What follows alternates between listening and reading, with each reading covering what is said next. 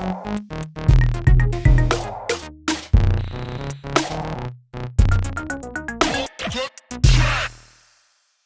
right, welcome to podcast number 10. This will mean you've listened to me possibly talk for more than 10 hours and fumble through interviews with Scratch Legends.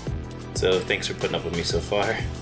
And this one, we head over to Japan and we sit down with a legend that is Ken One. I first heard of Ken One from the Japan DMCs in, I think, 2000. His set was really dark and gritty. And he did this like looping in the beginning with him like kind of popping off the sticker and a bunch of pitch stuff all throughout it, and just like these really cool, unique compositions. It kind of really stood out than from everyone else's. And then I didn't see anything to him, I think, until this video that I'm going to attach here in a second from 2008. And it's like him drum scratching, and it switches to him cutting about halfway through. And I kind of remember seeing this and thinking like, the level of the drumming just seemed impossibly high. It's an old clip, so the resolution and sound isn't great, but I'm sure you're going to be floored by the drumming and then the hand control as well that he does with awe, and like the way he freaks the snares on the drumming. It's just, yeah, it's great. So, I asked him to do the interview in Japanese, and then his buddy would translate, just so that we got real robust answers instead of little short things. He speaks English pretty good. But and so that's how it went. So we start off maybe a little slow, and then we get into it, and we kind of talk about everything in the Japanese scene and him getting into it. The recent stuff they did in Dubai with the orchestra, and his new record coming out from Battle Ave. So be sure to support Ken One and go ahead and check out that new Scratch record. I think it's coming out mid-July. That's on Battle Ave Records. So I'm definitely gonna grab my 2 copies I always order of anything like that on release, and I'll make sure to throw links up in the description where you can find anything about that news and stuff. And of course, last, don't forget to support the podcast by downloading the free Playground app. The map you see behind me, you can hear the beat, is from Beatmataz. He won the 2018 Finger Drumming Battle at Sample Music Festival. He's an absolute beast on the MPC. And so he took one of his battle sets actually from that and released that on the Playground. So yeah, download the app, remix the free beats by Thud Rumble, Beat Junkies, all these guys and others. Buy some tracks or subscribe, and so you can support your Scratch heroes and enable them and us to make more dope shit. So that's it for me. Here's DJ Ken One. Again, we're starting off with a video from 2008. Of him drum scratching and having a cut, and then we'll get into the old Scratch history and where Japan is headed next. After this podcast, I'll have the one with Miyajima, where I'm very drunk when we start the podcast, and I get more drunk as the podcast goes on because we keep drinking sake. So yeah, that's something to look forward to. I'm sure I don't want to hear myself and I'll be cringy, but I won't listen to it. I'll just make the intro like this and put it together. Alright, so enjoy this one, and hope to see you soon.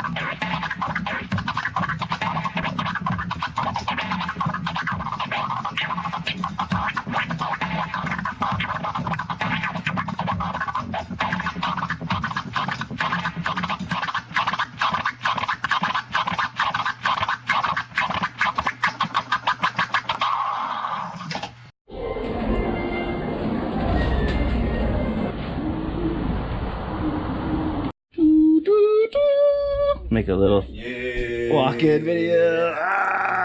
Thank you for coming.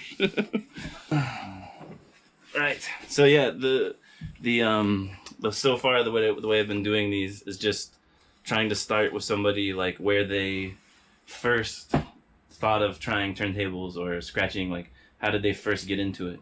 So some people it was like, they played with their kids' record player. Some people were listening to hip hop and wanted to try it, or DJing other things.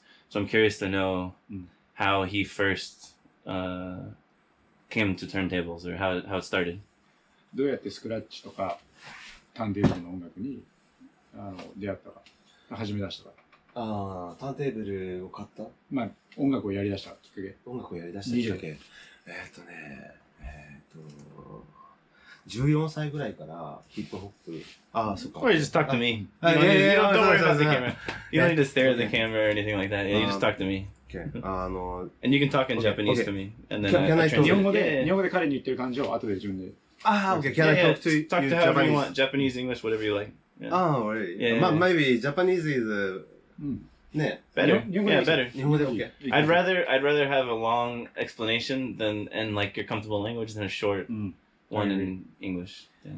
やっぱネイティブの言葉で普通に喋ってもらった方が嬉しいって。ネイティブの言葉で。英語じゃなくて日本語でそのまんまもう彼に話すような感じで、それ日本語で返してもらった方が嬉しい。OK です。じゃあ普通に言いますね。Yeah. で、14、OK。はい、OK。Yeah.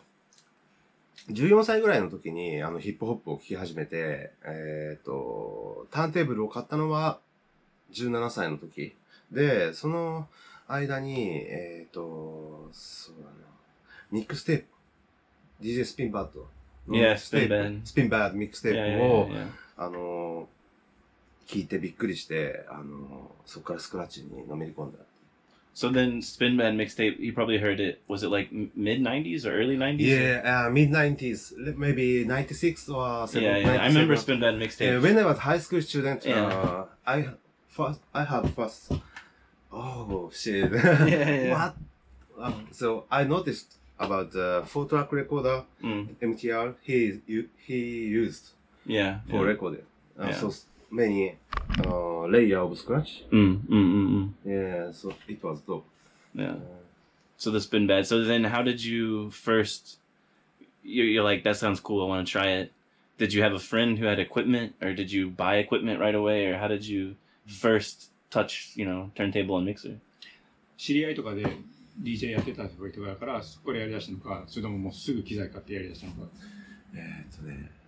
機材を買って初めてやりだしたかな。機材を買って初めてやりだした。So he bought all the equipment. Yeah, just bought it right away. Do you remember what your first mixer was? What did you bought? And the turntable? Yeah. Which one? 最初のミキサーはテクニックスのターンテーブル。Right, the mixer. 2 Technics turntable Yeah. and one Vestax mixer. So Which Vestax mixer do you remember? Do you remember PMC 0005? Yeah, with the button, the transform button and the back Yeah, flip. that's right. I had this mixer, and so did Mayama last night. We were like, what was your first mixer? And he was like, I think it was this Vestax with the slope back and the transform button. And I was like, I had this too. Yeah, you used to. Yeah. I bought it. That was my first cool mixer. I had mixers before that weren't, but that was my first mixer that had like a sharp cut, and I was like, super cool mixer. Moving up in the scratch game. Yeah. I remember. What was the price of like this mixer and techniques back in the day in yen, Yes. When you buy all this new, like what did this cost back in the day? When? When you bought it, the old techniques and the Vestax. Do you remember how much you paid? Yes. その当時全部機材を集めるのにいくらぐらいかかった？その当時はミキサーにもよるけど、だいたい1台のターンテーブルが、6万から7万ぐらいだったから、多分14、15万ぐらいはかかったはず、セットで。It cost about 1,400 altogether. Maybe. But in yen? No. How much was it in yen? Do you remember? Or does he remember? Oh, because he bought it. 140. Yeah, 140,000. Yeah. Crazy. It's a lot of. So then, how old were you when you were 90? This was what year? What year was this? That you buy it? 何年に機材変えた？あと何歳だったか。17歳の時。When I was 70 years old. Yeah, yeah, yeah. So how'd you get 140,000 yen when you're 17? When I was summer vacation, Yeah, yeah, I yeah. worked for turntable Yeah, violin. yeah. So, Nice. What was the job? Do you remember what you were working? I used to live in seaside. So, yeah. seaside shopping Yeah. stuff. Yeah. Summertime, only summertime. Yeah. Summer jobs then. When I was 16. Yeah. So next year, I bought Nice. one. Cool. Very cool. So then, when you first start scratching, do you have any friends who are scratching with you, or are you learning from anybody, or you're just seeing some video, or how? You know what I mean? Like, is there somebody you were scratching with or hanging out with who was also scratching those first years? Maybe その時は日本で流行ったのはミックステープ。So only mixtape? Yeah, making mixtapes and listening. Imagine. Yeah. I imagine those how to do what they're doing. Yeah. Only audio listening. So after maybeそうだな、多分 I went to 98 or 99 Best Axe Battle. Right. First time. After that. So you went and saw the battle. You went the 98 one. Best Axe. Or you were entering. You entered? He was watching. Yeah. My first? Yeah. Entering? Yeah. It's 2000. Because I know from the Japan DMC 2000 you get second place. First time entering any battle? Or before that, maybe April, 2000 April, I entered Zebra DJ record battle. There are Zebra record shop in Tokyo. Yeah. 本店ってなんて言うんですかね。本店。本店は、そうだ。本店が、サンフランシスコ、ゼアはサンフランシスコ。2000年のゼブラのレコードのバトルに出て、その後すぐ DMC に出た。So he first entered the Zebra record battle in 2000. Then right after that, he entered the DMC. The DMC. So like the Zebra record was in April or something, right? そう。それが初めて。Yeah. So that was first ones. Yeah. So when you first saw it though earlier, like 98, you went to the Vestex one and saw it. Yes. And then how did you start? You were like, I'm going to enter this shit. I'm going to do it there. This is where you get the idea. And how did you practice up and from this 98 to... その初めてベスタックスのバトルを見て、で、そこから2年後、やるまでのいきさつはどんな感じだったんですか？すぐ練習させたのか、最初は一人だったんですけど、僕がその当時住んでたところの近くに DJ ジフロック君っていう、その当時、ものすごくスクラッチが上手で、しかもいっぱいレコードが持ってて、あと ISP のビデオとかも全部あって、で、彼に影響を受けて、そのバトルに出たいっていうふうに思うようになったりとか、あとはその彼のクルーの DJ コビ君っていう幼馴染の DJ の人がいて、その人も本当天才で、もう彼は多分、その後2000年のゼブラのサンフランシスコのバトルでも日本人で優勝しちゃうんだけど、今はやってないかもしれないんだけど、彼とジフ君が近くに先輩、1個上の年で住んでて、影響を受けたっていう。So he has a homeboy, whose name is DJ Jiva Rock, and he had all the turntable TV videos and CDs and records. He was going to San Francisco or something, right? And bringing them back. I see. Okay.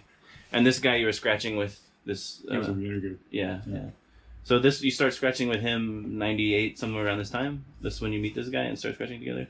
98年ぐらいに彼と出会ってスクラッチを始めた。99、そうですね、99ぐらいかな。Yeah.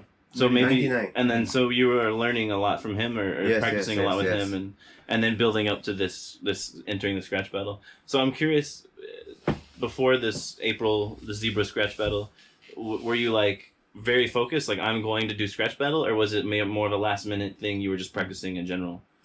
でその春のゼブラレコードのバトルのやつはもうなんかもうやっちゃおうみたいな感じやったのか、それとももう結構フォーカスして勝ちたいっていうような気持ちでやったの？やっちゃおうっていうのは。なんかもうすぐだけどいいやみたいな感じ。もう DMC があったでしょ。その前だから、あんまり考えずにこうエントリーしたのか。いや、もちろん、だって DMC っていうのはもう、DMC はすごい大きい大会だから、その前にやっぱり場数を踏んどかないと、絶対に本番で緊張するし、と思って出ましたね。やっぱり、その当時はもうどんなバトルも出ようと思ってたし、っていう。So his focus was more on the DMC battle. Right, I see. And to sort of prepare for Yeah, it. so he entered the He zebra. entered that. And he would join any kind of battle that was available so that he would be prepared. Yeah. Nice. So then first time in DMC you get second place nationally is pretty badass start. It's a good start, right? 一発目のバトルからいきなり2位なんで、結構いいスタート切りましたね。そうなんですけど、それをきっかけに、なんか自分の中で、なんで俺が2位なんだろうっていう葛藤が起こっちゃって、実はそれが初のDMC であり、最後の DMC なんですけど、僕は、その DMC を通して、例えば、そのバトルってやっぱ勝ち負けの世界だから、人間関係とかが悪化したりっていうきっかけにもなるし。なるほど。ちょっとここで見ていいですか？訳しないで。はい。忘れない。So it was a good start, but it was at the same time puzzling to him because that was his first battle and he placed second. And ironically, that's the last battle that he entered.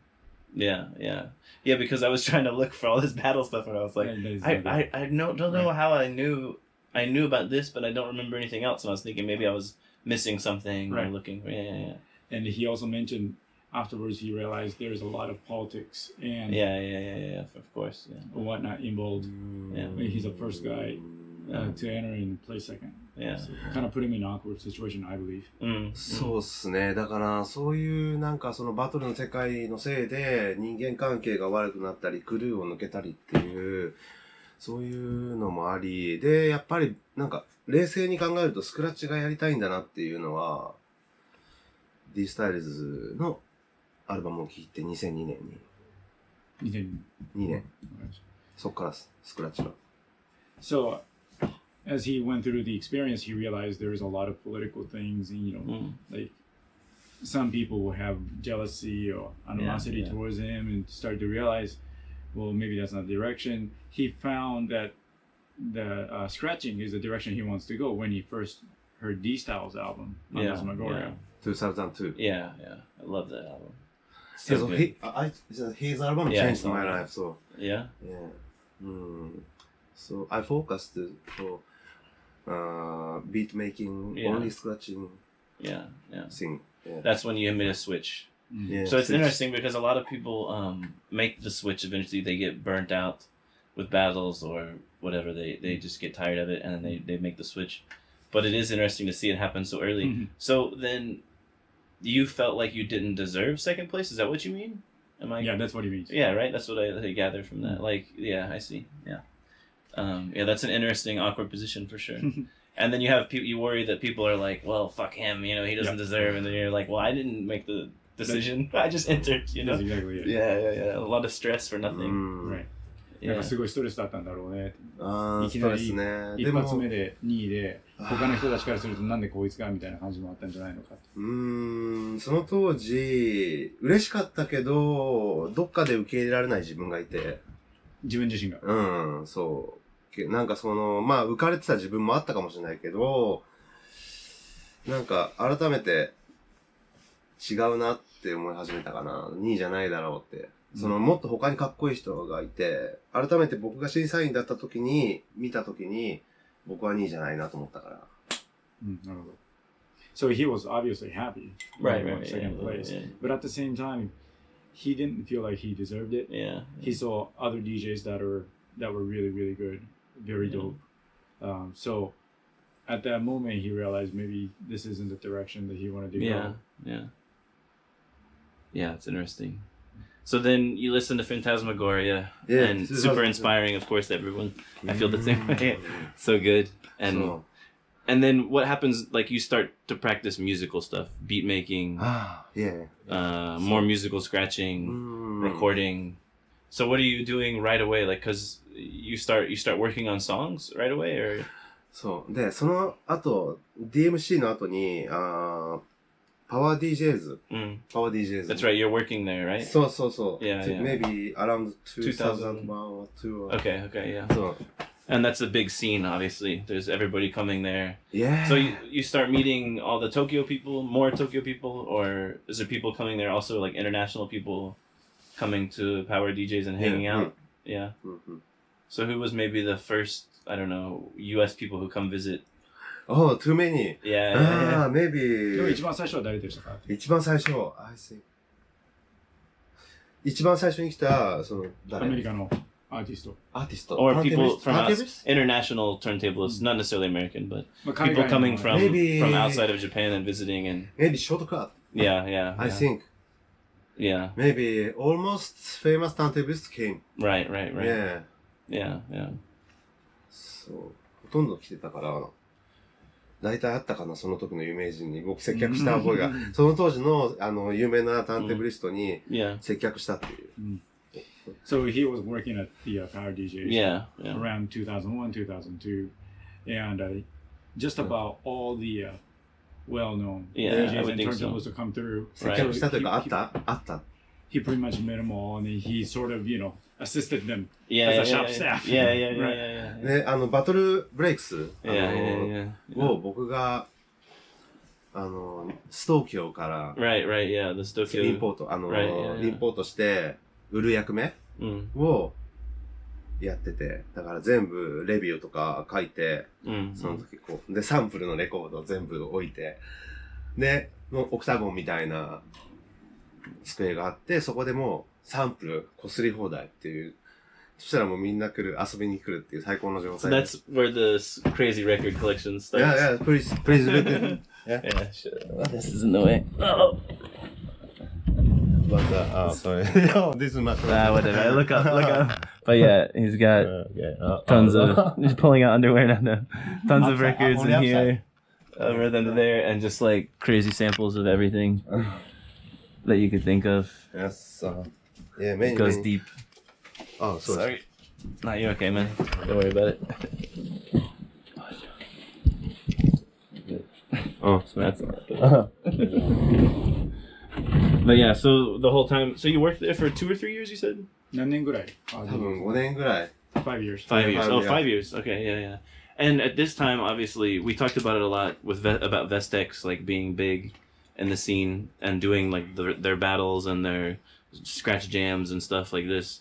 So I guess it's a really good scene, this 2000 to 2000. Yeah, golden era of Japanese scratch, right? Yeah. And who were you scratching with mostly in this time? Did you have somebody that you were working with on tracks, like somebody that you were close to scratching with, or? その時期誰か一緒にスクラッチする人とかいました？その当時は While you're working at the store. Or... いろんな人が来てくれたんだけど、その当時僕ガンクホールとかネットオーディングスとかに影響を受けて、そういうことができるチームを組みたいなっていう願望があって、でその時によくお店にスクラッチしに来てた DJ 直樹くんとしげくんっていう2人でそういうインストゥルメンタル、DJ バンドをやってたっていう、そういう感じで。So during that period, he would listen to Gunko and Net Huntings and watch videos by them, and he got this desire to start like a scratch band. That's when he met guys like DJ Naoki and Naoki-sanと誰でしたっけ？しげさん、DJ しげ。He used to often come to shop. For scratch session. DJ Shige. Yeah. 2 people, so 3 guys. So nice. And what was did you guys make like a crew or a name? Yeah. What was the name? Example. That's a cool ass name. Maybe these styles of A small member. Watch one time. Yeah. Yeah, we thought too much effects delay. I think that. Yeah, well, it's affects. It's the thing I always do too much when making Yeah, loop music. too you know? effective. You start doing too many much echo, reverb. too many Yeah. delay, and Too many delays. 自分たちのルーティンがエコーを使いすぎたっていう、そういう反省も今思うとあるなって。それは別に言わなくてもいいんですけど。いや、いい。本当だ。OK。そう。And then what's the first release you made? What was the first music you actually published after starting to work on tracks and beats and? そうだね。MC カンっていう、初めて、今言ったのは、初めて、リリースした作品。ですよね。そう、見せたいんだよな、今。MC カン2005、Mm-hmm. first album, his first album. MC カンっていう、日本の MC がいるんですけど、その人のイントロ。その当時は多分1万枚ぐらい売れたんじゃないかなっていうぐらい、結構流行ったですね。So his first release was with for the MC Khan and his introduction. Yeah, CD intro. 1曲目。CD intro, right? And Only scratching. Yeah. And the CD sold about 10,000 copies. Nice. Sweet. うん。 And then from this, did you make any? What was maybe your first scratch music? You know, like complete scratch, all scratch stuff. When did you first do this? 初めて一曲全部スクラッチだけで作ったのはいつですか？多分、そうだ、思い出した。ファンタズマゴリアの Yeah. レミックスコンテスト。Yeah. ジョン・ウェイン・ワシの、4人でやる交代リレースでやつ何でしたっけ、あの曲。リミックスコンテスト覚えてないですか、覚えてますよ。その曲、do you remember remix contest of the... Yeah. That was first time. Okay. うん。 Yeah, there was. I heard some really cool versions people made on that. I wonder, Yes. can you still find that? まだそれ見つけれるかな？ Online? Yeah, Yeah. you can listen my Yeah, first yeah. song on YouTube. Yeah, nice. Yeah, that was a really cool idea, like for this contest for that. So then after this, did you actually put out any album after this? Like, did you work towards building an album in that time period? And did you put out an album? その間アルバムとかリリースしたか、もしくはしようと思った計画がある？ずっとそれは思ってて、だけど、そう、2009年に一応自主で出したんですけど、CDR で。それは200枚ぐらいかな、250枚ぐらい作って、ディスクユニオンとかに下ろしたかな。あとは WeNot とか、そうですね。なんか、ごめん、大丈夫ですよ。So he self-released the CDR version of kind of like an album. Yeah. He sold about 250 copies. He would take them to Disc Union. Yeah. It's a big record store. Yeah, Disc Union's kind of like a chain, right? That does resell of like records and CDs and stuff. Yeah. So that's really his first scratch album. Release. What was the name of it? Do you have a name for it? Was there a name for it? その当時、イベントをやってて、1年に1回スクラッチ、ターンテーブルシトのイベントをやってて、吉祥寺で。で、それがスクラッチエボリューションっていう、イベント名だったんですけど、そのタイトルにしました。スクラッチエボリューションっていう。Scratch Revolution. Right. Yeah. Scratch Revolution. Yeah, nice. その1年に1回そのイベントやってたって、And is it still available online to listen to? Can people still find ネッ it? トで今聴けますか？CD 聴けるかって。その中の何曲は、サウンドクラウド、今、聴けます。 On SoundCloud? サウンドクラウド。Yeah. Perfect. I'll put a link to it in the Yeah, description. SoundCloud, yeah, or Bandcamp. Yeah. Yes. So do you have everything? All the things you've made, they're all on SoundCloud and Bandcamp? The complete, like, I don't know, complete catalog of everything he's done? Yeah. Nice. All finished. All there. Over there. Okay. いや、今までやってきた音楽全部サウンドクラウドとかで聴けますか？ SoundCloud, And Bandcamp. Bandcamp, and Mixcloud. Yeah. Okay. 3. Nice. Sweet. Yeah, I didn't realize that. I looked at the SoundCloud, but I didn't realize there was like so much stuff there. But I don't think it's true. No. He said you can, but I don't think so. Maybe not everything. No. Yeah. For sure. Okay. Okay. So this period now, it seems like you were still involved with the DMC in a sense that you were getting invited to do showcases. And when did you first travel out of Japan for scratching? You know, when was the first time you made a trip out of Japan, like a scratching trip, if you will? 今では DMC のショーケースとかもやってくれって言われることがあるかもしれないけど、初めて日本を離れてショーケースをしたのはいつですか？多分日本を離れてショーケースしたのは2005か6年のイタリー。Italy, yeah. Yeah, 2005 or 2006 in Italy. Okay. Where was the one in Italy? I guess Rome, or where was it at? どこの町ですか？トリノ、ミラノ、 Torino. Oh, ボ yeah, ロ so ー you ニ went ャ。 all over. Yeah, yeah.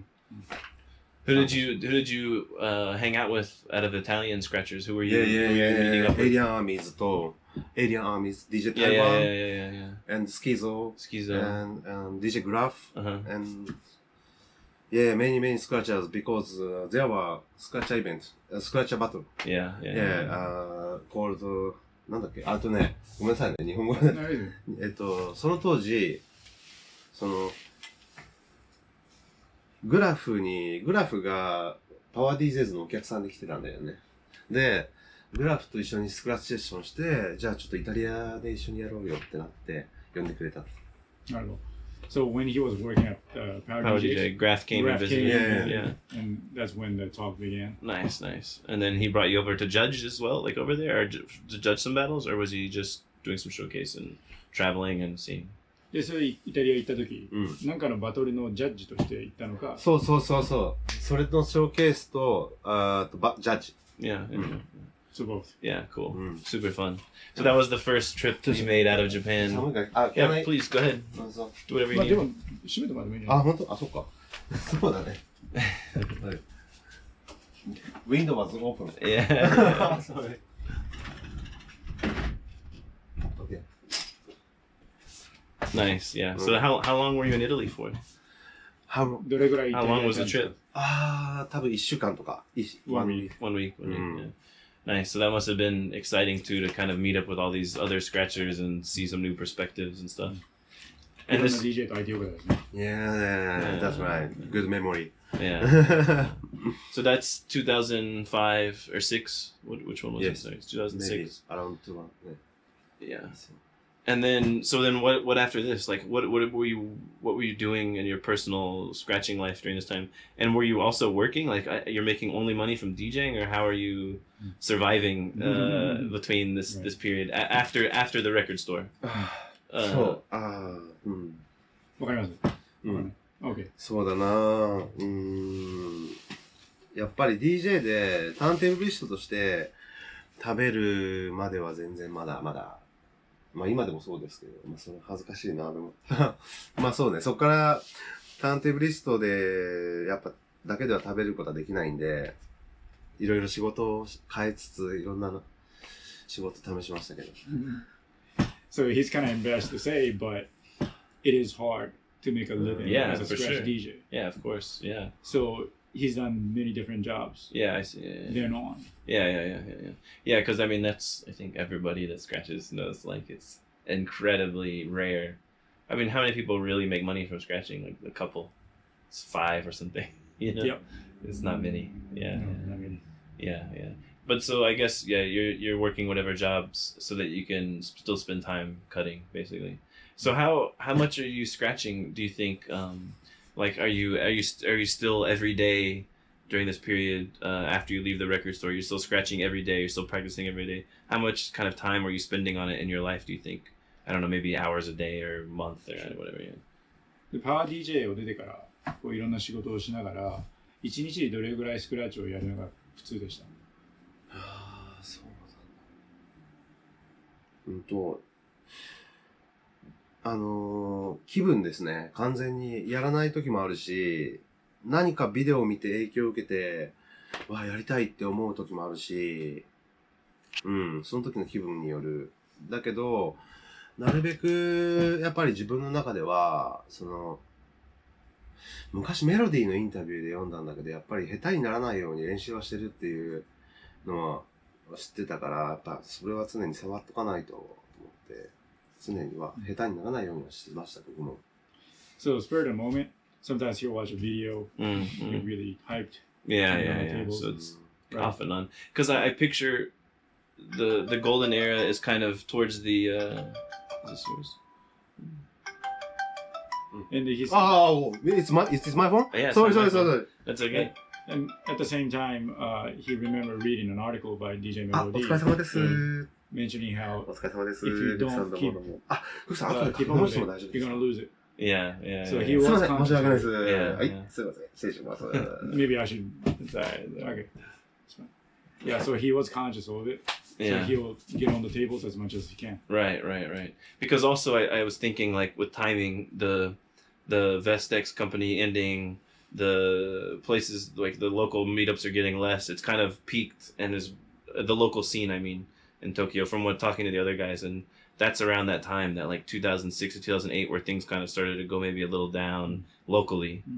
And I was just curious, like if that affected him too. Maybe he stopped. He was working and busy. That's kind of what I expected. Yeah. 2006年から2008年の間、ベスタックスがなくなった影響もあって、日本の東京とかのローカルシーン、スクラッチシーンもちょっとこう元気がなくなってきた時期があったんじゃないかなと思って、そういう。確かに。そうですね。その当時、そのベスタックスのお店の中でノートリックススクラッチバトルっていうのがあって、でそれもなくなっちゃったんで、結構その後スクラッチャーの出る場所がなくなったなっていう感じはずっと続いてたと思います、ね。So they used to have this battle called No Tricks Battle, Mm-hmm. the Vestax, Mm-hmm. but Yeah. that was gone, Right. and ever since then, there hasn't been a lot of places Yeah. the scratch DJs can perform. Yeah. うーん。 Yeah, so there's obviously the typical DMC battle. IDA came in at some. When did IDA first enter Japan? 僕はその当 Much 時 longer after that, right? そう、Or ITF. ITF before IDA, right? So when did ITF first come around for Japan? Do you remember when this 日本 was? に ITF が来たの何年ぐらいですか？ ITF は僕はあんまり詳しくないけど、多分2000年の時はやってたから、あれいつからなんだろう。僕2000年のより前の ITF あんまり詳しくないんだよな。多分逆に IDA は何年ぐらいに日本来たの？ IDA は ITF がなくなって多分多分 IDA が始まったのって2006年とか7年ぐらいだと思うんですよね。で、日本に入ってきたというか、大会もなかったんで個人的に行くって感じじゃないですか。あ、なるほど。その当時はまだ。So ITF's been around in Japan since probably 2000, but he's not sure. Yeah. Familiar with it. As for the IDA, around 2006, 2007, Okay. 2008. Yeah. But it was more that it's not so much that they came to Japan, Right. but a lot of competitors would go to IDA Yeah. outside of Japan. Yeah. で、僕は、マイスペースで一回メッセージが来たんですけど、その当時は出なかったです。2008年、それが。So in 2008, he got a message on MySpace From IDA. Thomas. トーマス、yes, On MySpace. Yeah. But he didn't enter that time. Right. And okay, yeah. So that was around 2000. I thought maybe it was a little later. I wasn't sure how long it was with IDA.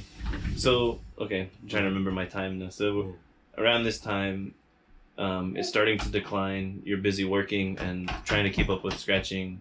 You've traveled a little bit to Italy for the scratching. Yes. And then I noticed, you were teaching also, but is it new, the teaching, or were you teaching students and children and people scratching before this time? Always. Yeah. But when did you start teaching, do you think? Maybe 2008? 2008. So Yeah. it's a similar time period. Yes. So I guess I'm wondering, I'm wondering like if the beginning teaching, so the starting of your teaching, I don't know, not ask him when he comes in because maybe it'll be technical. So he was saying he started teaching around 2008, right? Mm-hmm. So it's also the same time period where things are starting to go down locally. So was that a natural, like a response of his and his mind to kind of help fix this problem, or not problem, but fix up the local scene and get it going again? That's what I was going to ask him about. Right. Pee-pee breaks. Bathroom break. Yeah, it's all good. That's good. Good questions. Yeah.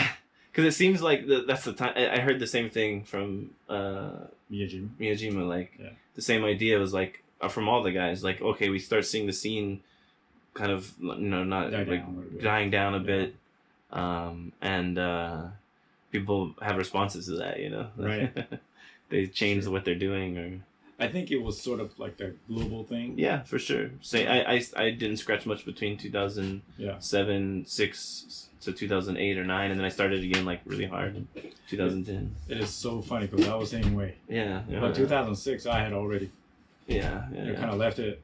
Sold all my equipment. It was the same thing, Yeah, it's interesting. The peak, the crash, and then the wave building again. Well, it kind of makes sense historically looking at it too, because the pickles were a big thing. Yeah. To 2002, 3, and then the whole gung-ho Mentorship movement. Right.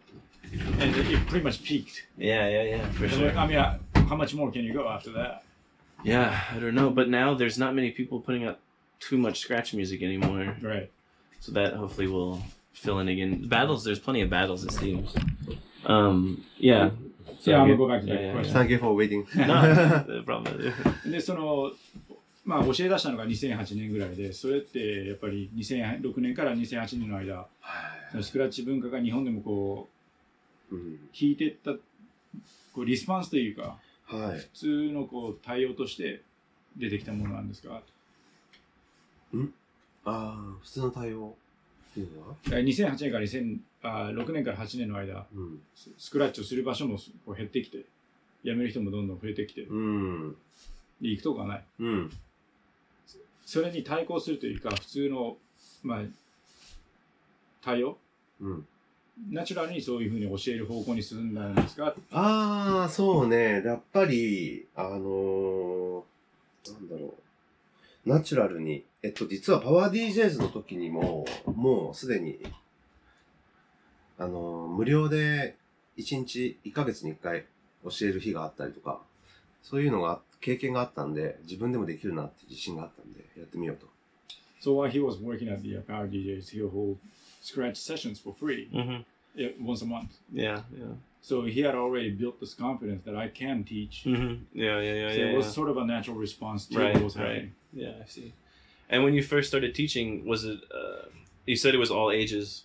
I mean, how does it work? Like you're putting out flyers, or you're just telling people word of mouth, and did you have a place like where the students were coming to? Because was this during the Power DJ era? Or was it after? Like, where were you teaching the lessons, and kind of how did it build? I'm curious. その間とかどうやってマーケティングしてたんですか？フライヤー作ったりとか口コミで。何の？そのレッスン。レッスンはね、その当時ね、SNS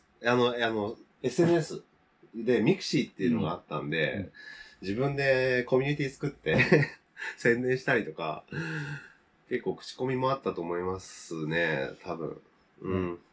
So little answer for me, but during about 2008 to 2010, the biggest social media in Japan was called Mixi, and that's what everybody had here in this country. So he will use that as a platform to spread the word. Yeah, nice. That's how the students cool. can go.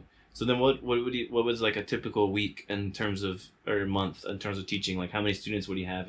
Was it like, because I was actually surprised how many Miyajima said he had. I was like, wow, like, because I picture from my experience around DJ schools in Europe and stuff, and there's not many students to scratch, maybe 5 or 10 or something, and he had a lot, like, but it seems like in Japan there is a lot of people scratching, Right. Even when it's dying down, there's still a lot of people wanting to, and so I'm curious, how was that for him? その当時生徒さんは何人ぐらい来てたんですか？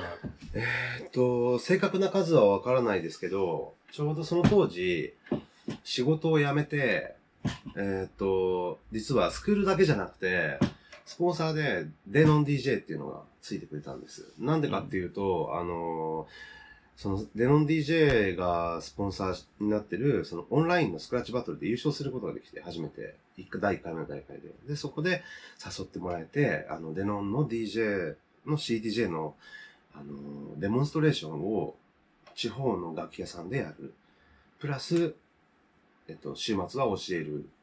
週末じゃないか。平日教えたり、週末教えたりっていうのと、その、デノンの仕事があって。パー DJ が終わってから。終わってから。2つだから、その、掛け持ちでやってた時期があった。ああ、なるほど。So right after he left the Power DJs, he was sponsored by Denon. Yeah, DJ, yeah, right? Got that. And he will go around different cities and perform. And on weekends, he will have to teach classes. Yeah. I see. Because I won.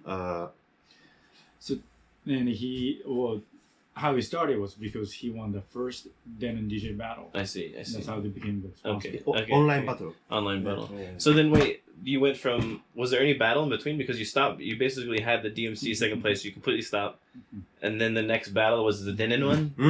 And what year was the Denon battle? 2007 or something? デノン DJ のやつはバトル何年でした？多分、2006? 2006 maybe? Or, And the Denon battle was just Japan only, international battle? I don't know about it. Online. Internet battle. Yeah. Right, okay, so you win, but then what makes you go, fuck that, I'm going back, I'm going to enter this battle now when you took a big break where you didn't want to enter? What changed in your mind, or what made you enter? で、2002年にもバトルを、去ったじゃないですか。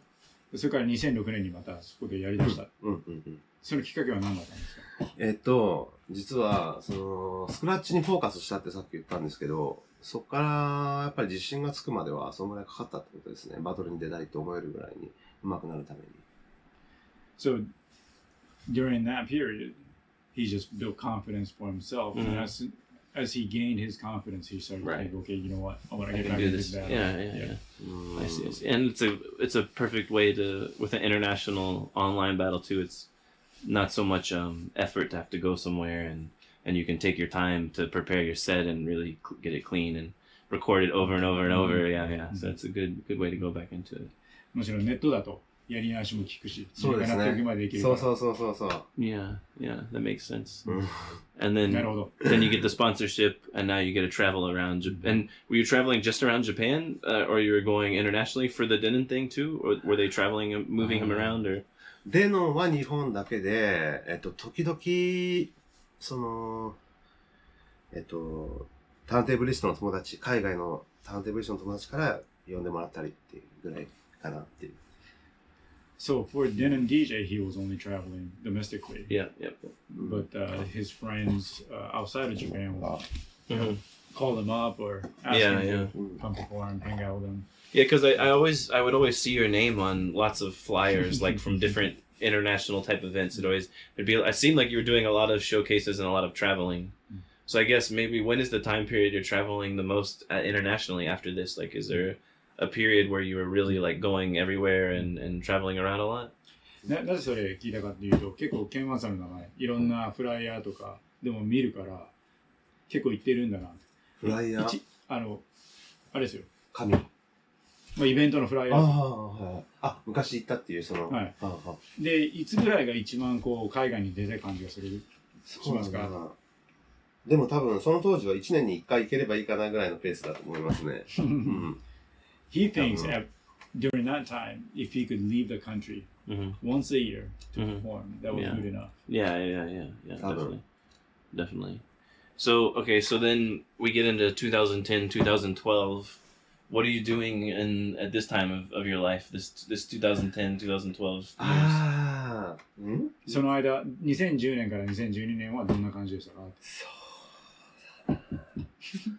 そうだから僕、これを使い出したんですよ。この RC50 をライブで。だから、多分、その当時の僕のショーケースのやり方は、これを使う感じだったんで、RC50。そういう感じで。2010年から2012年はどんな感じでしたかっていう。それをライブでやって、どんな感じだったって、その生活とか。生活のこと？あ、どっちでもいいですよ。ああ、生活か。じゃあ考えている間、ちょっと。うん。So, during 2010 and 2012, he started to mess with the loop RC50, pedal. the pedals, and he would perform like that. Yeah. And now he's trying to think, what his life was like then. Yeah. 2010年から。2010年ぐらい。そうだな。まあ、相変わらず、そう、思い出した。デノンが、契約が終わって、で、いよいよ働かないといけないぞってなって、で、また元に戻っちゃったんですよね。やっぱり、本当はね、そこでちゃんと僕は、もうちょっと気合を入れて、今だったらできるなと思うんですけど、当時アイデアがなかったというか、これにこだわりすぎてしまったせいがあって、なんかやっぱりパフォームするためには、その機材の魅力を伝えなきゃいけないんだけど、どうしても自分の世界観を、そっちに行っちゃったかなっていう、行き過ぎちゃったんですよね。So, while he was working, or he was sponsored by Denon DJs, he will use the Bus RC50 to perform. Right. And as his contract ended with Denon, he had to find other ways. Yeah. He went back to the old ways, just working a regular job and doing his thing. And he sort of regrets it because his job as a sponsored DJ was to promote the product. Yeah. But he felt like he was more focused on his live performances, using whatever was available. Right. That included Boss. Yeah. だから今だったらもうちょっとトークとかできると思うんですよね。So he thinks they didn't like it. Yeah. Right. Yeah. If he was in the same situation now, he would do it differently. Right. Yeah. Like he'll get on the mic. Yeah. なんか、be more シャイだったのかな。Right. He might have been too shy. Yeah. Well, yeah. It's difficult. Yeah. Especially during that time. Yeah. そうね。その当時はね、難しいよ。難しい。なんか、そう。I did miss that too. He said he felt like it's lack of his ability to expand. That's why he kind of resonated to using pedals. Yeah. It makes it simpler to perform. Yeah. But he feels like he would be able to do more now. で、なんだ、そうですね。そういう感じです。So then the time period between maybe 2000, I'm curious, when did you first start to work on the Turntable Orchestra kind of stuff? Wasn't that, I know you guys redid it in Abu Dhabi recently, but didn't you do it before, a few years before? Or am I wrong on the timeline of that? When was the first time they started kind of thinking about the Turntable Orchestra stuff? 本当、数ヶ月前、オーケストラやったじゃないですか。When was the first? 一番最初にこのオーケストラ的な大人数でやるものはいつぐらい始まったんですか？どっちが最初かってことさ。まあそういうこと聞いてるんですよ。最初は、この企画は、そう、DJ 健太郎くんのお兄さんから連絡が来たんですね。で、ターンテーブリストを集めてこういうテクニックスの企画があるからって言われて、もうこれは参加するしかないと思って、すごい楽しみに参加したですね。これあれですよね、テクニックスの50周年記念ですかね。いや、そんぐらいでしたっけ？ちょっと数字はちょっとごめんなさい、ちょっと覚えてないです。So that the Turntable Orchestra thing, the techniques, that was the I believe 50th year anniversary of the techniques or something like that. So they organized that. Right. He got a call from DJ Kentaro's brother about this. So that's how he began. But that was 2018, right? Or was it was all in 2018? Yeah. Okay. I thought maybe there was an earlier version that was earlier for some reason. I can ask him. Yeah. But maybe I'm これ2018年じゃないですか。でその前にオーケストラ的な話はあったんですか？ないですね。Okay. So then after 2012, what's happening kind of between then and I don't know the last few years? Like what were you up to in this 2012 to 2016 era? Because I know I've seen lots of your videos from like 2016 till now, So kind of what was going on or what happened in between this 2012, 2016 time. I don't know. What were you doing then? で K1 さんの映像とか音源って2016年以降は結構出てるじゃないですか。でそれまで2012から16年ぐらいまではやめてたんだ。ああ、なるほど。なんだろう。その時に。でもやめてたら1年じゃないですか。1年だけど、あんまこういうの精神的に病んじゃったとかさ、あんまり言いたくないけど。全然好きなように。まあ普通にやってたっていう意味です。なんだろう、身内の不幸とかもあったし、なんだろうな、ちょっと DJ に対する熱とかがちょっと冷めちゃった時期があるんですよ。で、多分その2016って言ってたのはそこまでの時期だと思いますね。So he went through a spell where misfortunes happened, loss of a family member and things like that, and then he lost sort of a passion for DJing. Yeah. And that's during that period. Yeah. 12 to 16. Right. And then I guess, so then what was the thing that happened that lifted him out of that and brought him back into it? Because I definitely see like cool shit from him. 2016, all of a sudden, he's doing a lot of stuff, it seems, from online, you know? So what was the thing that changed everything and got him back into it? How did that happen? でその以降からは結構映像とか見てもすごい爆発的じゃないですか。でそこに至るそうなったきっかけは何なんですか？それがね、それがポータブルなんですよ。で、そうポータブルです。多分外で友達がね、心配して来てくれたんですよ。どうしたのっつって。全然投稿しなくなったし、で、そこで触らせてもらって、いいなってなって、次の日買いに行って、で、公園でちょっとやってみようってなった時に、なんか気持ちいいなってなって、ちょっとテンション、また情熱というか、戻ったって感じがします。Right, so there was a period where he had completely left turntables. Yeah. And friends noticed, and one of his buddies just came by his house one day and just to check on him. And he had a portable turntable, and they just went to the park together. It was a pretty dark period for him. Yeah. And he went out there and kind of played around with it, and he felt really liberated. Yeah. He said the tension, stress was maybe stress. Yeah. So その時も俺94キロぐらいあったし、一番太ってた時ストレスで食っちゃったんだよね、多分。やばいよね。So at the time he weighted 94 kilograms, 190 pounds. That's me. It's a lot of stress eating. Yeah. そう。今マイナス20キロだから。マイナス20キログラムな。Yeah. That's about 40 pounds. Yeah. No, I understand the kilos. I came back. I came back. Yeah, this is a story. Yeah, so the friend, who was that? Who was the friend that brought over the portable? He's Herrmutt, Hayashi. Herrmutt Hayashi. He 彼はフレッシュっていうターンテーブリストがいっぱい出るイベント時々やってる東京で友達です。So he holds this like turntablist oriented event here in Tokyo. Nice. What's the name of the event? Fresh. Oh yeah. That's cool. So it's a good friend then. Yeah, good friend. We did 毎週1回僕にポータブルを教えて触らせてくれるその林くんとあとドミくんとまさしくんっていう定期メンバーでこすってたりとか毎週土曜日週に1回 So every Saturday during that period, him and two other guys, Domi さんとかでしたっけ？はい。Yeah, I met Domi last night. Yeah, really nice guy. Domi and Herrmutt and him will get up on the portable turntable and scratch. They'll do that once a week. Freestyle. Yeah.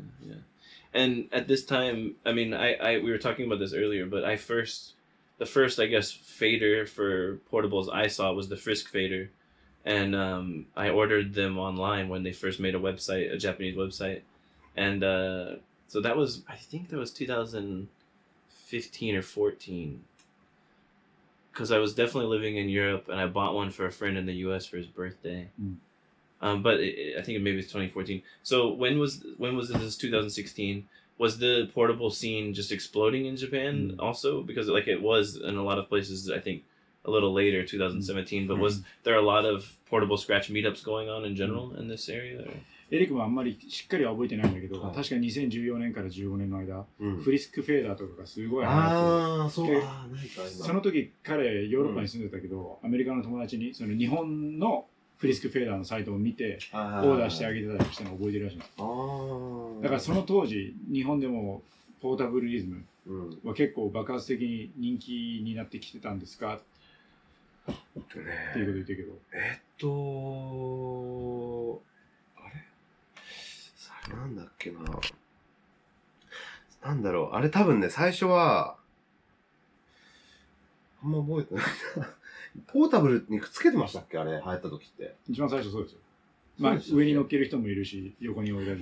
俺ね、ただの、練習の器具。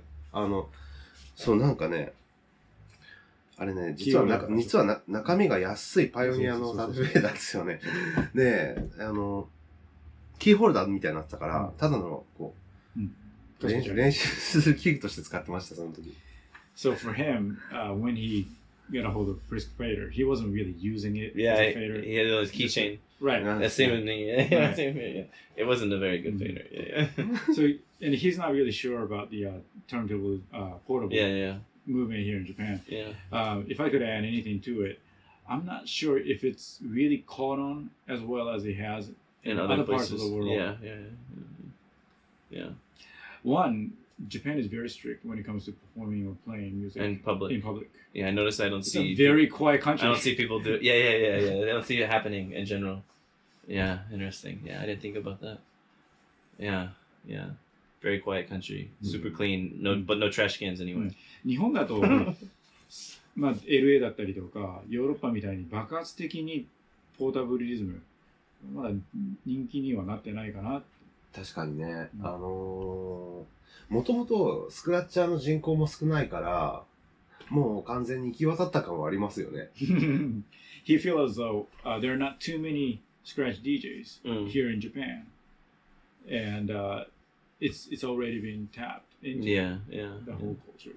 Just about all the scratch DJs will have like a portable. Right, yeah. So then, this time period, 2016 to now 2019, but I saw he was doing lots of showcases for IDA, DMC, very involved in the scene. So then he must have seen the kind of new, because it seems like Japan, out of a lot of places, has some new generation. Obviously, Reina, Fumi, and these guys, like, that's clear. But I think there's a lot of younger people on the big international spotlight coming from Japan right now than there is other places. So maybe how has he seen this develop, or how has he seen this kind of new generation coming around in Japanese scratch? Any information about that? Because I don't know much about it besides, all of a sudden we have these really young guys doing really advanced routines. で、まあ、2016年以降、今に至るまで、かなりケンワさんもいろんなところでパフォーマンスしたりとか、こういうイベントに参加したりとか、オーケストラをやったりとか。で、今若い子たちが日本からすごい出てきてるよね。レナ君とか DJ レナとか。それに関してケンワさんなんか意見だったりとか考えありますか？若い子たちが出てきてることに関して。まあケンワさんもケンワさんでこう今どんどん活動してるでしょ。はい。でそれと同時に若い子たちも出てきてる。それに関してなんかこう意見だったりとか考えだったりとかどう感じますか？そうですね。まずそのレナ君とか、大丈夫か？レナ君とかそのああいう若い子たちはやっぱ覚えるのが早い。やっぱり吸収がだからあとはそれ覚えるのは早いけど聴いてきた音楽の年数はやっぱりずっと DJ やってきた人たちの知識もいっぱいあるし反応とかお客さんの反応とかを見てきた人たちもいっぱいいるだろうしそういう経験の差をどう埋めていくか、なるほどかな、なるほど、はい。So he sees that the younger generation of DJs, young kids, they pick up very, very fast. Yeah. They soak up like a sponge. Yeah. But at the same time, they haven't heard a lot of music yet. Right. They haven't learned to see the crowd, play to the crowd. Yeah. So the challenge is going to be closing that gap. Right. They're technically sound. They're learning all these things, but at the same time, skills you can't really learn by taking a lesson. So Right. Yeah, watching the crowd. Yeah. Closing the gap. Yeah. And being in front of a crowd in public, and right. It's a big difference without a doubt. Yeah. Especially like I think that you'll see some people who've done maybe traditionally they've done really well on online battles, but then in-person battles is a whole different story, you know. And yeah, because the pressure and the nerves and all that. Yeah. まあ彼が言ってるのもネット上で出るバトルですごい上手い人もいれば、まあパフォーマンスそれほどでもなかったりとか。ネットでバトルする人もいれば、ネットでバトル出てすごいね勝ったりとか、活躍する人もいるでしょ。でもかといって人前に出たからパフォーマンスできるかってそうじゃないよね。ああ、確かにそうですね。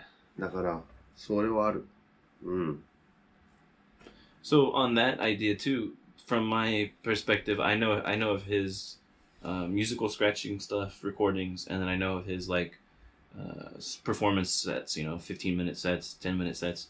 But is he, because I've never actually watched anything of him mixing or DJing, is he also this whole time DJing and enjoying DJing, or is he doing that as gigs as well, or is that not at all in his mind about what he wants to do? I'm not so sure, to be honest.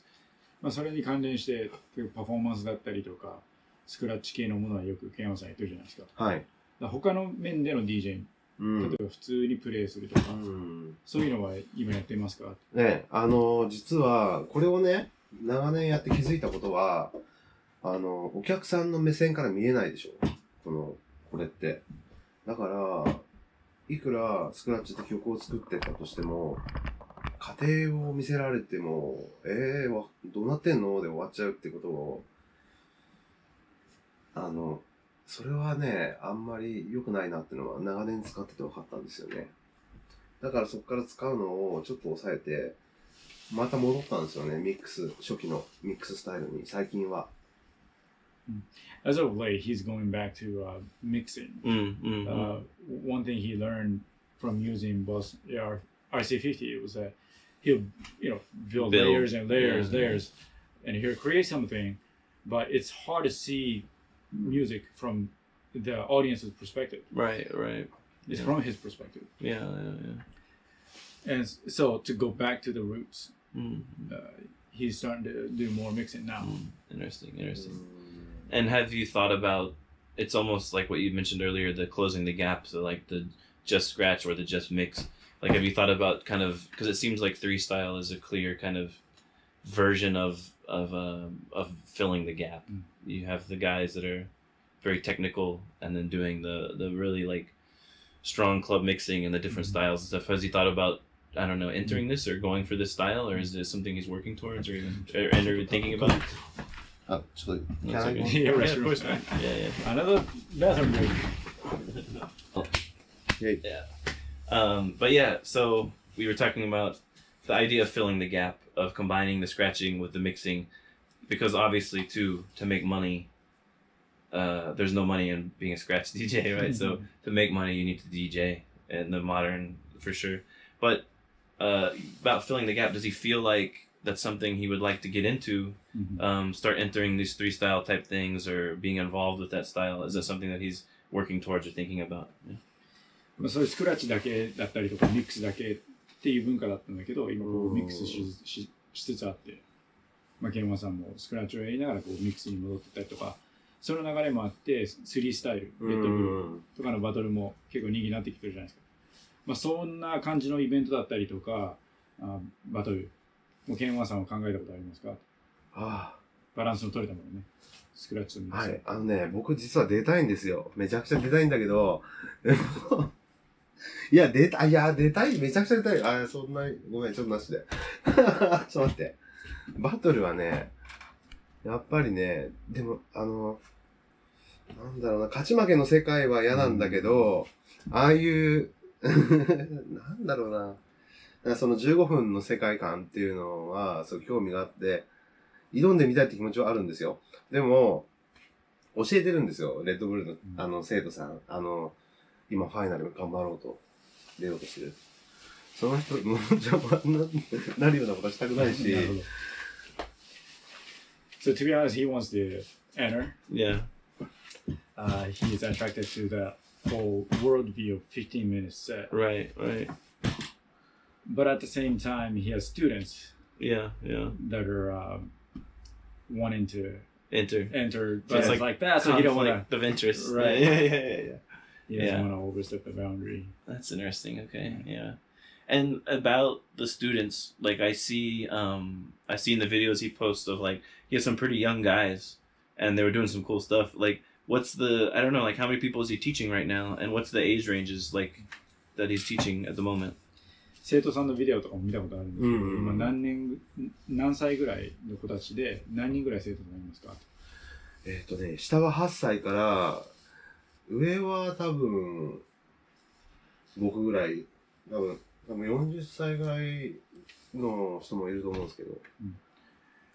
As young as 8 years old, and then as old as 40. Yeah. And out of the percentage maybe of students, what percent is under 18 or teenagers or younger, do you think? 18歳以下ぐらいの若い子たちって何%ぐらいですか？小学生2人しかいない。So he has 2 students that are in the elementary school. Okay. And then I'm curious if he saw like an interest in or a surge in interest with Reina winning, and because of course I saw like he was all over Japanese news, and there was like this Pepsi commercial or one of these crazy commercials with him in it, and with these pop stars, and stuff like. Was there? Did he notice a surge in young people's interest around this time? まあ、レア君がね、世界優勝したとかもあって、若い子たちでの DJ の人気を学びたいっていう人たちの数が増えたっていうのはありますか？それはでかい。レナ君の影響はでかくて、まず小学生がうちに来たのもやっぱレナ君みたいになりたいっていう。So those 2 students he has, the elementary school students, they first came to him because they wanted to be like DJ Reina. Yeah, that's what I guessed. Right. Like it seemed like he got a lot of, not just in the scratch community, but like a lot of Japanese news, like national news picked him up. Yeah. Mass media. There was like I saw like a article on like the Guardian, the UK. Like there was a lot of mass media about the youngest guy ever and blah blah and. What I did find interesting was before I came on my Japan trip, I was like, so where is he from? Because everything was Japan, and I was like, what city is the kid from? Like I was kind of curious, like where is he from? Like is it Tokyo? Is it Osaka? Where is he? But yeah, it's interesting that it got such good media coverage, and I figured he probably saw some kids being like, hey, I wanna do what that dude's doing. I wanna try it out. イギリスでもレナ君の話は出てて、でその当時勝った時、ガーディアンっていう有名なサイトとかでも出てるんだけど、でそこでレナ君の名前見たりとかで。すごいね。そうだね。やばい。彼の、ね、コマーシャル的な影響はやっぱ大きいよね。確かに。Yeah. And how long? So when did he start teaching again? Because he had this long period of not scratching. He gets back into it in 2016. How long from like when he gets back into it? When does he start teaching again? And how did he start up at this again? DJ をやめてからまた教え出すまでどれぐらいだったんですか？もうすぐ。ごめん。DJ をやめてから。やめてまた戻ってきたでしょ？でそこから教え出すまでどれぐらいかかりました？もうね、結構すぐだった。もうなんだろう。自信あったから教えるの。慎太郎くん、僕の生徒でレッドブルチャンピオンの慎太郎くんも僕の生徒なんですよ。だからもうね、僕はその時もすぐできると思って。だからその普段働く別の仕事の日数を減らして、教える日数を増やそうと思って。So right off the bat, he started teaching. Yeah. And one of his ex-students is DJ Shintaro. Oh, okay. Yeah. Red Bull champion. Yeah. Right. So I didn't realize that he was one of your students. Right. Hence the Red Bull issue, the conflict of interest. Yeah, I see. It's really funny. Him and Miyajima have their hand in like just about Yeah, every Japanese champion. that's what I thought. I talked to a few people before I came, and they're like, those two guys, they're involved with everybody, Just and about they like everybody. yeah. They've all taught so many people that like you would ask about, and like yeah. And so then with some of the champions, like are you helping them? Because at this level, you're not teaching them flares anymore, and the basic stuff. So is it more of you're helping them structure routines, or giving them, or how does it work with you and them? Is it some simple ideas, or they're running their ideas past you and saying, can you give me some advice, or how does that work these days with you and some of those guys? そういう生徒さんとかでチャンピオンになった人たちとか、もう普通のベーシックなこと教えれないじゃないですか。じゃあルーティンとか教えてるんですか？コンセプトとか教えてるんですか？チャンピオンになった人はもう卒業だいぶ慎太郎くんしかいないから。Yeah, I get it. Right, so they graduate. Right. After winning a championship. Shintaro is the only champion that he has produced. Okay. で、もう一回質問いいですか？質問じゃなかったけど、どっちかでいい時。大丈夫？今の大丈夫ですか？ Yeah. Cool. So then now, okay, so that we're basically up to now. Like, so what is you're teaching? You're doing showcases. You're doing stuff with IDA, DMC. What does this next year look like for you? Like, do you have some specific plans you're working towards? Is there anything musically you're working on, or what's kind of the future? ここから1年後とか、これからの未来、どういうふうに描いてますか？僕はね、本当はこのアブダビでやったオーケストラのメンバーで世界でツアー巡りたいなっていう今夢があるんですけど。Yeah, that reminds me of what he said. Sorry, yeah. そう。憧れの人たちなんで、本当みんなUS の DJ の人たちはずっと見てきたから。One of his dreams or goals, short-term goals, is to tour around the world as a part of the portable symphony orchestra that he just performed in Abu Dhabi. All the guys from the US are like his icons. Yeah. Somebody he always looked up to. So he would love to do that. So then with this portable, so you guys did, I know you worked, Antrix helped out with this and was there filming from Battle Ave. So is that how you got involved with the Battle Ave and are doing the scratch record now? Yeah. First, そう、最初、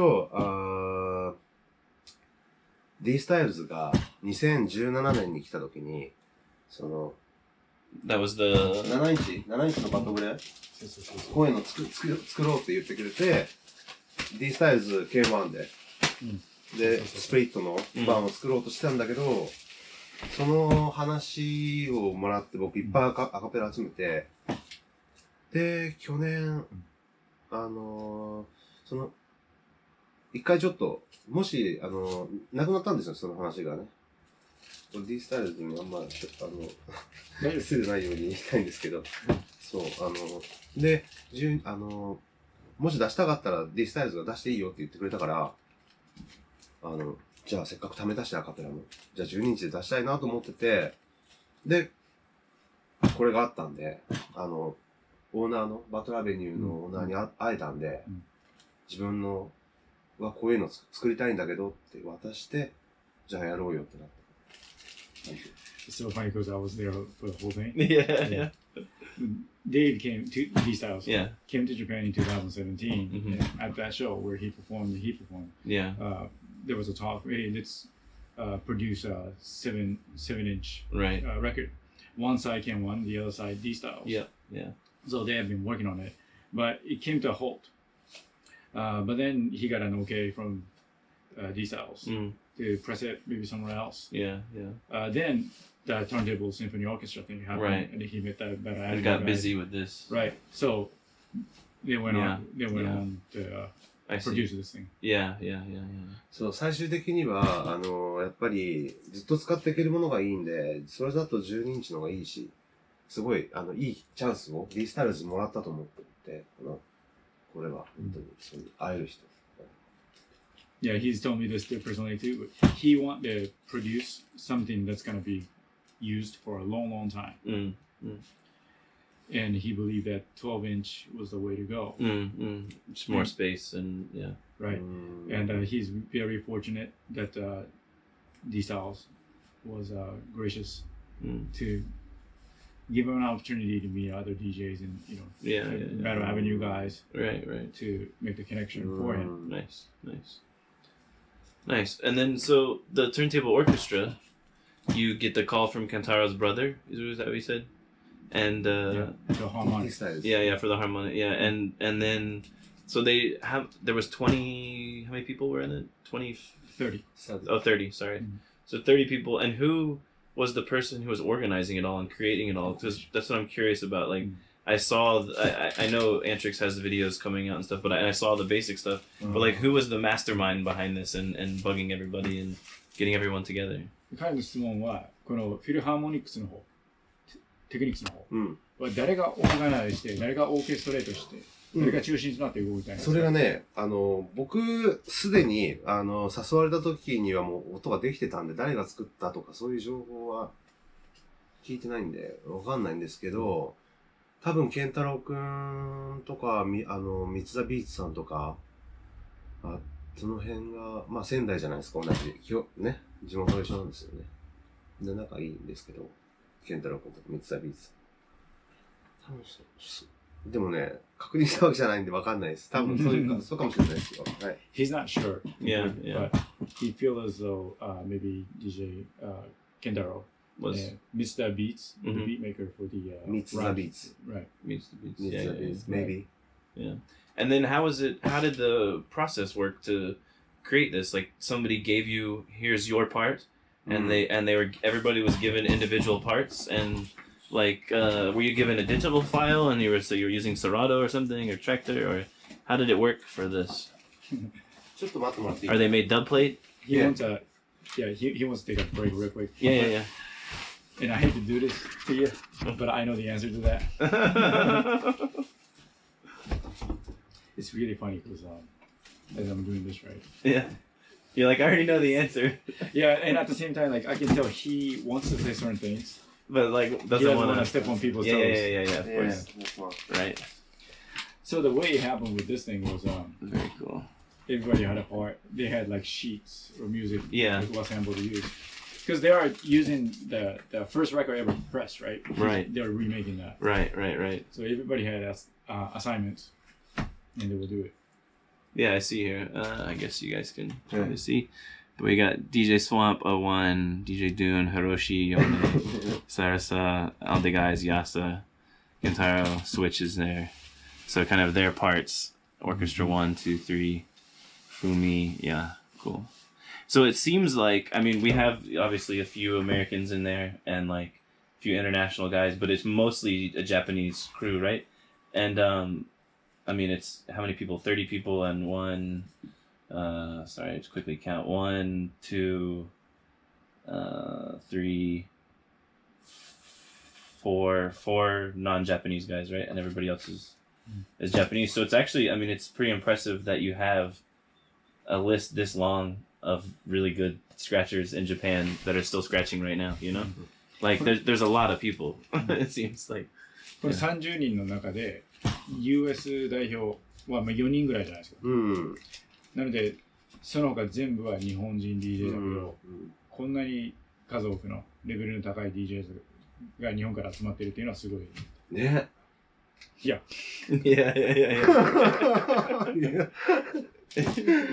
So from the day they ask you, and then how long until they gave you this music to work on it from? Like, what was the time period from the like, you want to do it? Yes. Okay, here's some music. How long was that? じゃあこれ参加しますってなってから、はい、参加しますってなってこれ完成するまでどれぐらいかかったんですか？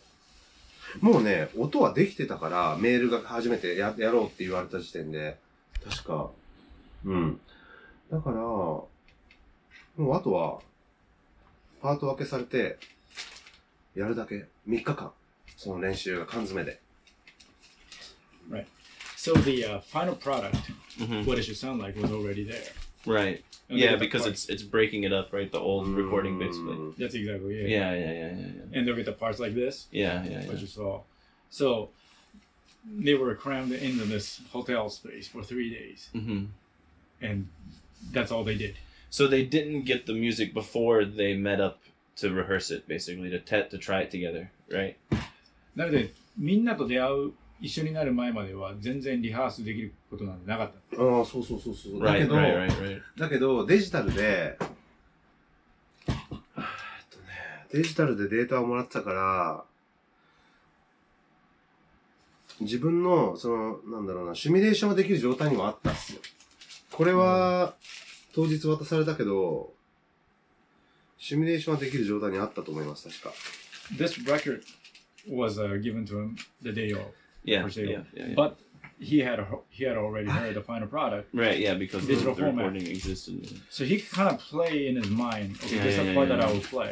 So that's all he could do. Oh yeah, cool. This is maybe my part. Yeah. My part. Only my parts. Maybe. So. Can I see? Or show the camera? Yeah, please. So you can see here his parts and his notes he's made. And like it says here, timpani 2, timpani 1, timpani 2. And then on this side he has the other ones. Timpani roll. Yeah. Dun, dun, dun, dun, dun. Yeah. And what are the notes that you made on the top? What do these mean? Maybe this sound. Down. So you're writing there what kind of the sound feels. Yeah. That's the notes? Maybe, yeah, I mean, maybe my part is, no? Timpani. Yeah. So timpani has maybe 3 or 4 sound. Mm-hmm. So yeah. 1, 2, 3, 4. So I need to check. Yeah. So 3 days they rented like a kind of hotel conference room, right? I remember seeing the video of that, and they got everybody in there. What? And how did they get equipment for 30 people? I'm curious. Like, what did you have to bring your own? You know what I mean? Was they like, please bring your own mixer and your own turntable, or how did that work? Because it's a lot of equipment to get for people to use. You know, just it's a random question, but it was in my mind. 30人分も機材用意しないといけないじゃないですか。どうやって集めたのかな。でもテクニクスが主催だから。Oh yeah, because it was sponsored by Techniques for the 50th anniversary, they provided all the equipment. And was it Techniques mixers then too? So it was like Techniques turntable and mixer. I don't remember. I don't remember what I saw. Yeah. Everything Techniques, obviously, because it's their branded thing. Yeah. I forgot about that. We could bring own mixer. Yeah. But I didn't own my Techniques. Right. So, yeah. Cool. They give you guys any cool equipment? What did Techniques give the DJs that were participating? Did they give you guys any cool prize or anything? Or I don't know. 参加したお礼で何か機材とかもらいましたか？ないな。でもこのレコードがもうね宝物だからね。1枚しかないから。Show you guys what he's looking at on the wall. だからな。There's this other one here, older thing, and the cool flyer from the Louvre, Abu Dhabi. Yeah, so they didn't get anything except for the Yeah. But that itself. But the experience itself, and then there's plans to do it more. I know he wants to do it more, but is there actual plans to do some more traveling with it and show it more, or? もっとこういう風なイベントの計画ってあるんですか？いやー全くないので早く次がやりたいですよね。Not at all. Okay. And are you aware of Gabriel Prokofiev, the guy who made the scratch orchestra for like Mr. Switch did the scratch orchestra, his one? Are you aware of this version? Have you seen it? What's his name again? The composer is Gabriel I'm saying his last name. Prokofiev. I can't think of that. But yeah, he's actually the grandson of like a famous Russian composer. But he made the I guess is it concerto for turntables that DJ Switch, Mr. Switch like performed. Has he seen that or is he aware of it? Mr. Switch がこのリメイクしたじゃないですか、ケンマさんでしょ。リメイク？はい。I didn't know. No, you haven't seen that? Really? Oh, yeah, only him? It's him with the orchestra. With really? Yeah. So it's him with the turntable. They did They did a few versions of it, and they also did one on BBC's Top of the Really? Pops. Oh, I didn't know. Yeah. I'll show that's you. sick. I'll show you after. That's sick. And I know he's making a new version. He's writing a newer, or he was a couple years ago working on Nice. a newer version. I don't know how he's progressed, but that might be something to get in if you were interested, because you obviously want to do something like that again. So I try to put you in touch with him. You can talk to him about it, because that'd be a cool thing. So then, so that kind of brings us up to everything now. I don't know. Is there anything else, maybe that's really interesting you think about the Tokyo or Japan scratch scene that maybe like people wouldn't know or would be interesting to know about that you can think of? Because I don't really have any more questions when I think about it, but I'm sure there's something that I'm not thinking about that was like, we almost forgot to talk about this, and that was like a huge thing I wrote down. Don't forget to talk about the orchestra. So I don't know. Is there anything else that you maybe would like to explain or talk about the Japanese scene or Japanese scene. 日本のターンテーブルシーンについてなんかこうすごいユニークだったりとか、海外の人からするとちょっとびっくりとか知らなかったなみたいな。はいはい。ある。超ある。やっぱ日本ってアニメすごいでしょ？アニメーション。アニメが人気じゃないですか。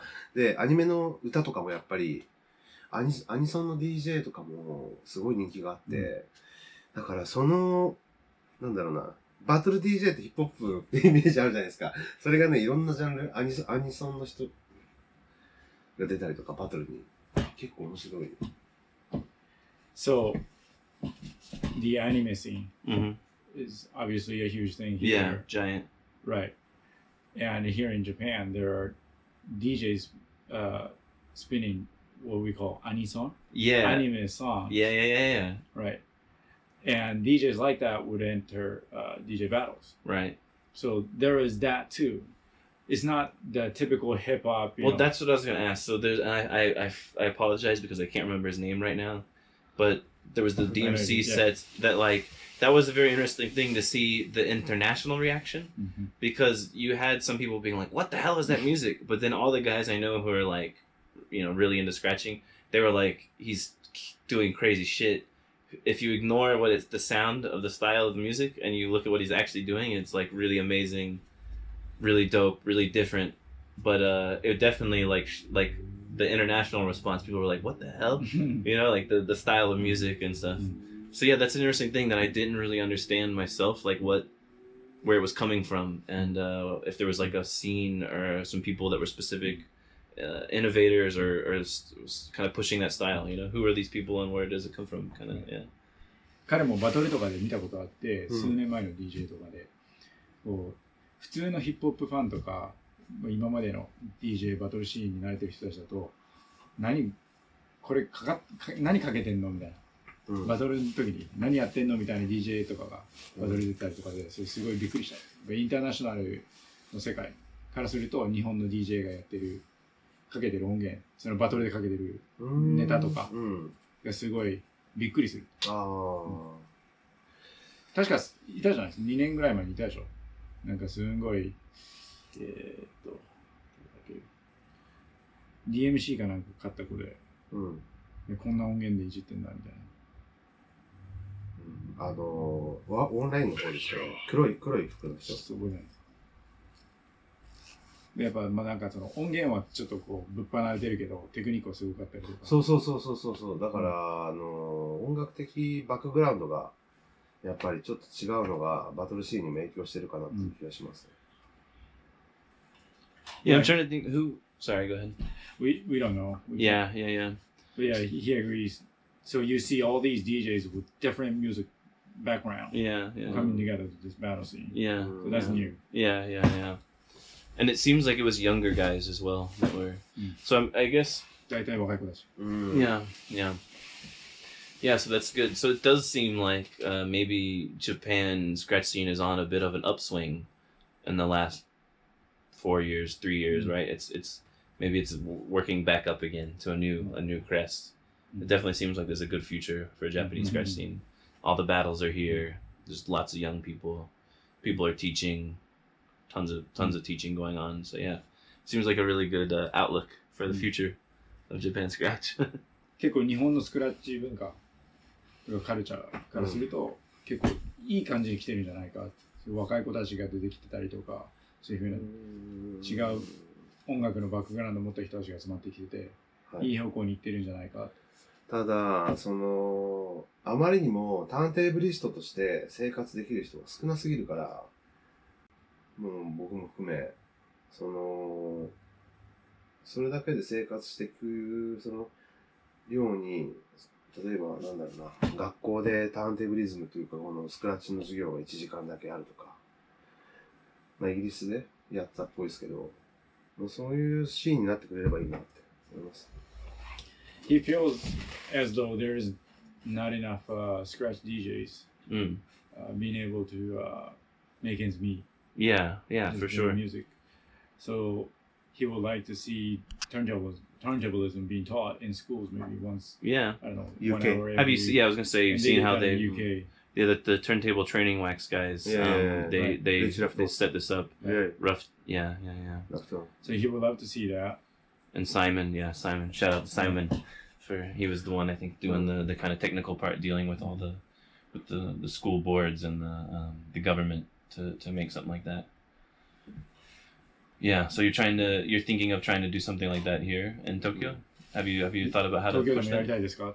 そういう風に、例えば根付けば、ターンテーブリストがスクラッチで先生になって、それを職業にできるかもしれないから、もっと生活しやすくなるかもしれないっていう状況。あとは、それだけじゃなくて、やっぱりターンテーブリストがアルバムを出すっていうところで、やっぱり最終目標を持っていかないとダメな気がします。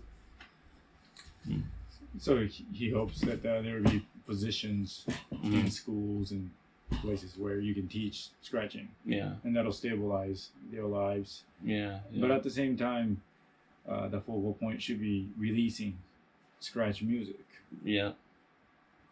And he believes it needs to happen more. Yeah, I agree. There's not enough of it. Yeah, definitely. It's a good way to end it. Make more scratch music, says Ken One. I won't make. And I just found this out yesterday. So Ken One is Ken Ishii. Ishii being Ichi means one. Yeah. Real name. Yeah, I learned this. This is my lesson yesterday. Can I smoke cigarette? Yeah, of course, man. Yeah.